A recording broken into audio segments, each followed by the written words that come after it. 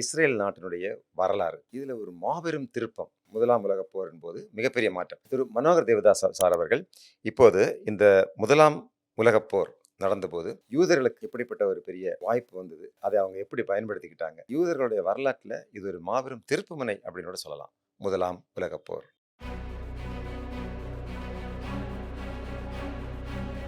முதலாம் உலகப் போர்ல பிரிட்டனுக்கு ஒரு முக்கியமான ஒரு வேதிப்பொருளை, யுத்தத்திற்கு தேவையான வேதிப்பொருளை தயாரித்த ஒரு சயின்டிஸ்ட்டு யூதராக இருந்தார். அவர் அதை ரொம்ப பயன்படுத்தி கொண்டார்கள். ஏன்னா அந்த காலகட்டத்தில் ஆகாய விமானங்கள் கிடையாது. அவர்களுக்கு தேவைப்பட்டதெல்லாம் குதிரைகள் தான். குதிரைகள் கன்சியூமபிள் மாதிரி. குதிரைகள் இறந்துக்கிட்டே இருக்கும், குதிரைகள் போயிட்டே இருக்கணும்.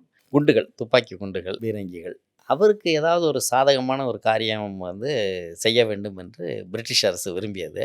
அவர் கேட்ட கோரிக்கை என்னன்னா, நாங்கள் சுய நாடு இல்லாமல் இருக்கிறோம், அதனால் நாங்கள் எங்களுடைய தேசத்தில் போய் குடியிருக்க விரும்புகிறோம் என்று ஒரு ஒரு விண்ணப்பத்தை வைத்தார். இங்கிலீஷுக்கு. ஆமாம், பிரிட்டனுக்கு. ஏன்னா Britain by the time is almost ruling the whole world. ஆமாம், பிரிட்டன் இந்த முதலாம் உலகப் போரில் பார்த்திங்கன்னா முக்கியமான 4 நாடுகள் தான் முதலாம் உலகப் போரில் பங்கெடுத்த நாடுகள். பிரிட்டன், பிரான்ஸ் ஒரு அணி, ஜெர்மனி, டர்க்கி ஒரு அணி. ஸோ இதில் டர்க்கி வலுவிழந்து தோற்கடிக்கப்பட்டது. இப்போ தோற்கடிக்கப்பட்டதுனால டர்க்கி ஆண்ட பகுதி, டர்க்கியினுடைய முழு பகுதி, அதற்கு கீழே லெபனான், சிரியா அது ஒரு பகுதி, அதற்கு கீழே ஜோர்டான், இந்த ஜுடேயா, இஸ்ரேல் 3 பகுதிகள். அதில் அந்த டர்க்கியை அவர்கள் லிபரேட் பண்ணி அதை தனி நாடாக அது பிரகடனப்படுத்தப்படுகிறது. இப்போதைக்கு நம்ம ஆட்டோமன் எம்பையரை பிரிக்கணும்னா இந்த இஸ்ரேலோட முடிஞ்சு போயிடும். இஸ்ரேலு, ஜோர்டானு, மேலே Lebanon, Syria and Turkey. Turkey தனி நாடாக பிரிந்துடும்.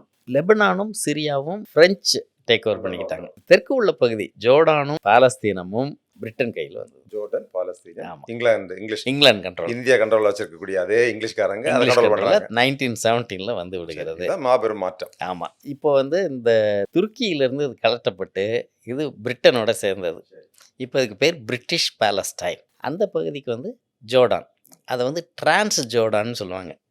டிரான்ஸ்னா ஜோர்டான் ரிவருக்கு அப்பால். 1924 அது ஹஷிமித்தை கிங்டம் ஆஃப் ஜோர்டான் என்று ஒரு மன்னராட்சி, ஒரு அங்கே உள்ள பெடோயின் ட்ரைபில் வரக்கூடிய மன்னராட்சிக்கு அது உட்படுத்தப்படுகிறது பிரிட்டிஷ் கண்ட்ரோலில். அதனால் அது பிரிட்டிஷ் கண்ட்ரோலில் இருக்கக்கூடிய ஒரு ஜோர்டானாக இருக்கிறது. இந்த பகுதி தான் இந்த பாலஸ்டைன் பகுதி, அரேபியர்கள் குடியேறி இருக்கக்கூடிய ஒரு பகுதி பிரிட்டிஷ் பாலஸ்டைனாக இருக்கிறது.